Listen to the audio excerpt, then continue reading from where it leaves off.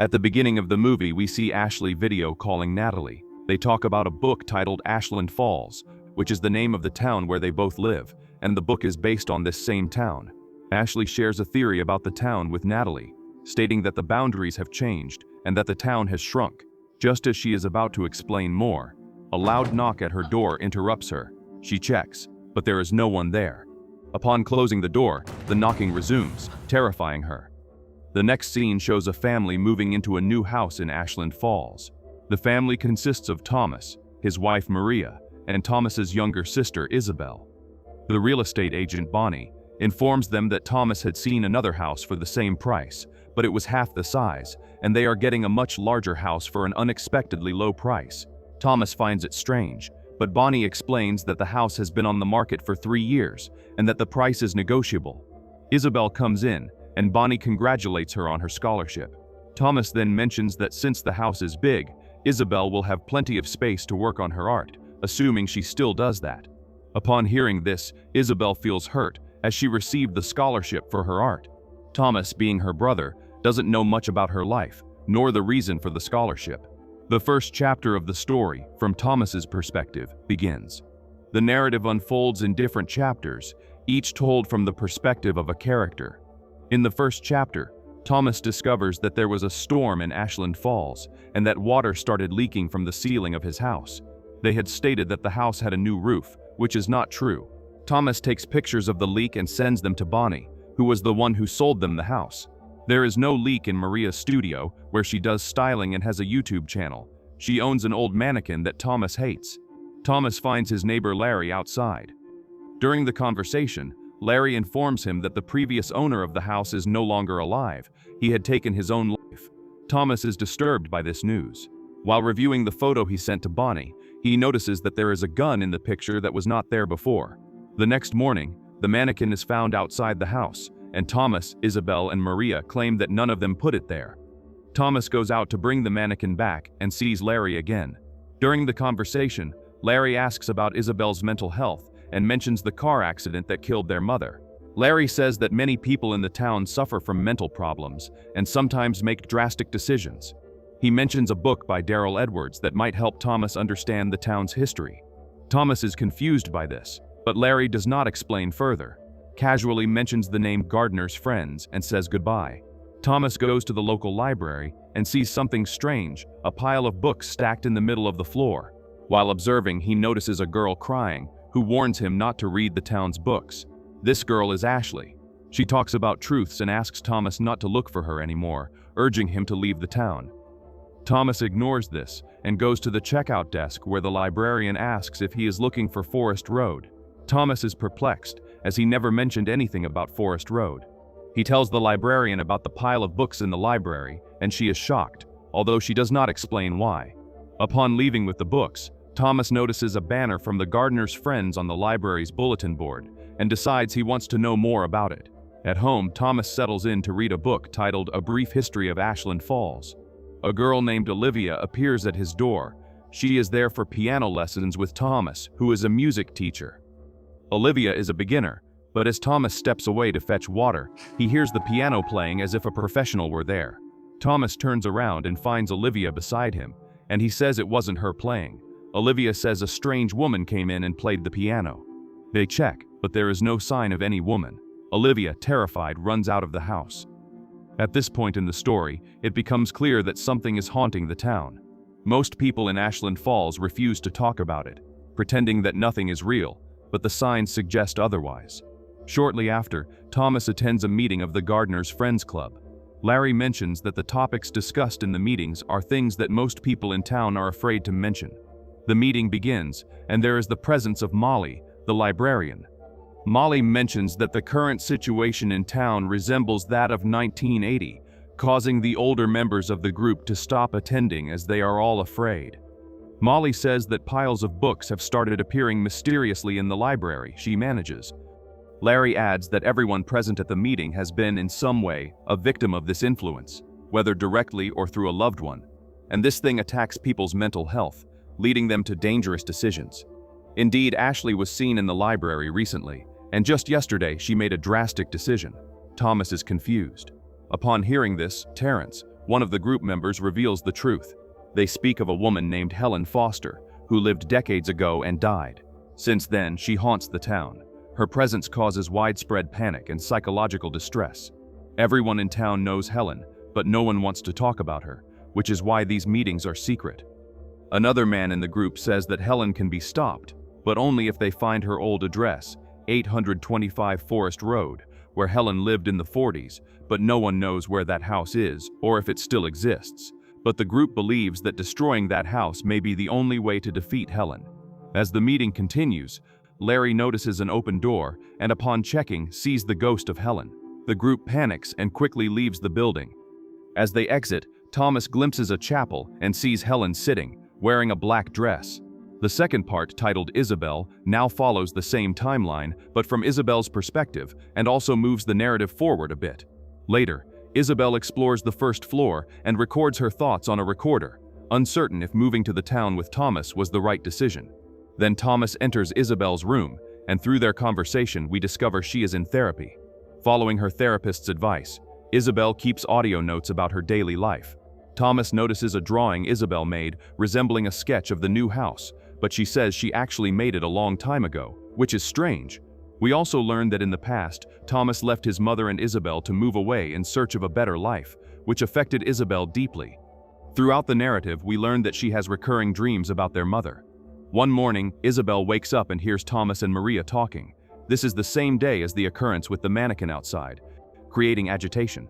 Isabel notices scratches on the bedroom door and overhears a conversation between Thomas and Larry, where Thomas suspects that it may have been Isabel who was responsible for the mannequin prank, though we know she had nothing to do with it.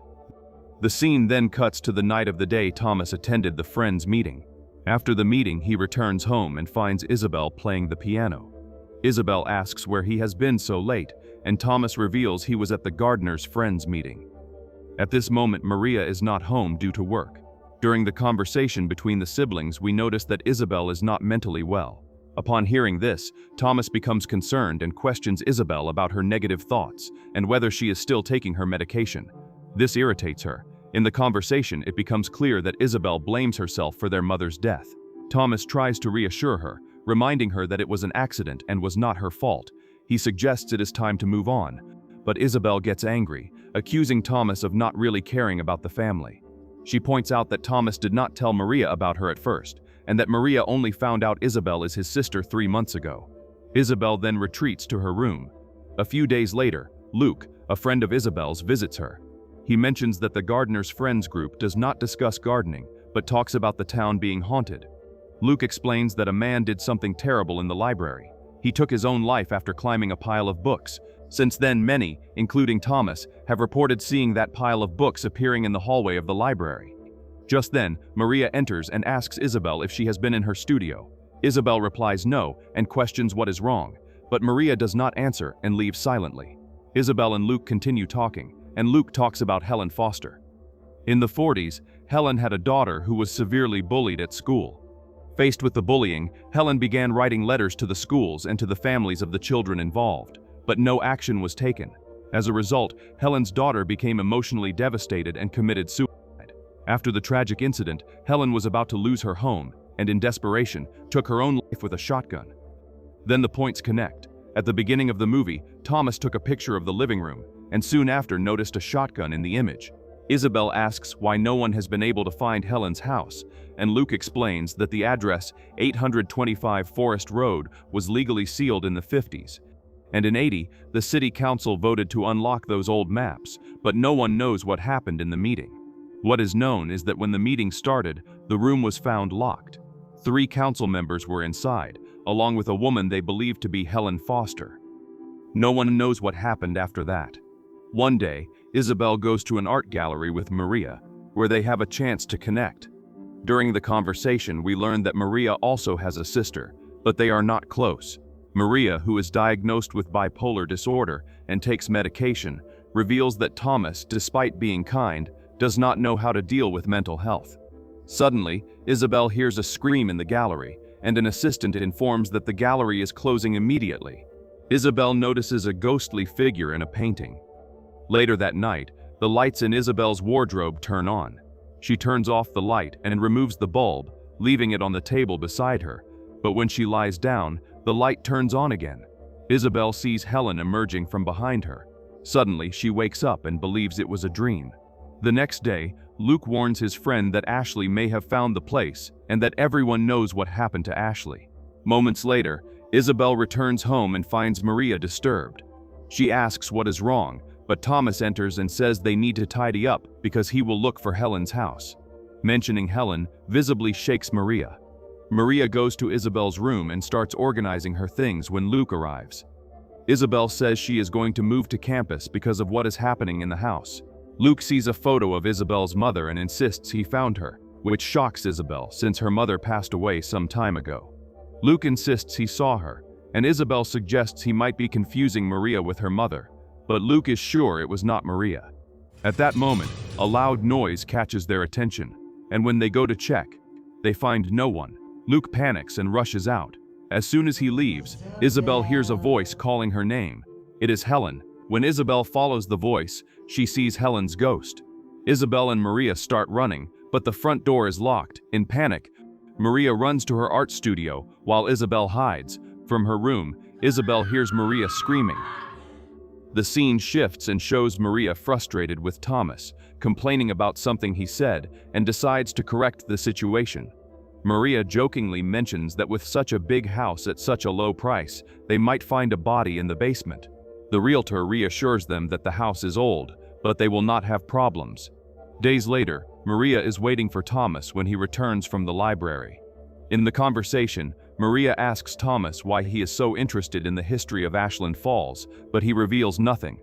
A few days pass, and we see Maria talking on the phone with her sister. It becomes clear that she does not feel well adapted to the small town. After the call, she descends the stairs, ignoring Helen's presence watching her. In the living room, Thomas reads the books he borrowed. He informs Maria that in 1953, the town renamed all the streets and partially altered its boundaries. During the conversation, Maria heads to the kitchen and notices that the utensils are strangely stacked on the counter. A note on top says they didn't place themselves there. After that, Maria gets in the car, and as she turns on the radio, she hears about Ashley's death. While she backs up, we see Helen standing, staring at her. In the next scene, we see Maria live streaming from her studio. She steps out for a moment, and upon returning, notices something strange. We see that the mannequin has mysteriously changed its position. Confused, she goes to Isabel's room and asks if Isabel has been to the studio. When she receives a no, Maria returns to resume her stream. The scene changes again, and we see Maria sitting in front of the mannequin, clearly unsettled. Suddenly, her alarm goes off, reminding her to take her medication, but she decides not to take it. The next scene takes place on the day of the visit to the art gallery. When she arrives home that night, Thomas is at the piano. He asks how her day was, and says that even though they have lived in the same house for 10 years, Ashley still seems a stranger. Maria tries to comfort him and then silently leaves the room. Following the narrative, we jump to the day when Helen chases Ashley and Maria. At this point, Maria is again live streaming. The mannequin is positioned behind Maria's chair. When Maria gets up to show a dress, someone named Carl sends a terrifying message. Get out of the house immediately. Maria does not understand the urgency but tries to focus on the live stream. Then she notices that the mannequin has disappeared. She assumes it is a prank, but suddenly she hears a loud noise. Then she follows the sound and sees the mannequin moving, spinning by itself. Terrified, Maria runs away. When Thomas gets home, Maria recounts what happened, and together they decide to burn the mannequin. Maria, shaken, accuses Thomas of bringing everyone to the town for selfish reasons. The story continues with Isabel and Luke talking upstairs. Downstairs, Maria enters the kitchen and finds the dishes piled up again. This time, a note among them says, "Hello, Maria." Soon after, we glimpse Helen's ghost, who begins calling Isabel by her mother's voice and breaks utensils around the house, causing both to run to their rooms in panic. After seeing Helen, Maria hides in the art studio, but the entity attacks her. Sometime later, everything seems calm, and we see Maria with Isabel. But something feels wrong. Maria is very weak, her eyes sunken, and her nose is bleeding. Thus, we start a new part, now called A Forest Road. We see Maria in a critical condition, lying down while Thomas stays by her side. Then Luke arrives, bringing an old map of the town, which he shows to Thomas and Isabel. Luke explains how Ashley had found 825 Forest Road. After 1950, the town renamed streets and reduced the official map. However, the city council forgot to update the electric map. Thus, by tracing the power lines, they identified where 825 Forest Road is located. In this way, they finally have an idea of where the true location is, on the outskirts of the town. At that moment, Bonnie arrives at their house to record a client review video about the real estate agency. Thomas tries to appear firm, saying it is not a good time, but to everyone's surprise, Maria asks to record the video, and both Thomas and Isabel are shocked as Maria is unwell. However, Maria insists on recording, while Thomas and Isabel prepare to go to Forest Road. The situation is strange because no one mentioned Forest Road to Maria. During the recording, Maria begins to speak about her daughter, which confuses Bonnie since she has never had a daughter. What Maria mentions is similar to the old story of Helen's daughter, who had a tragic fate due to bullying.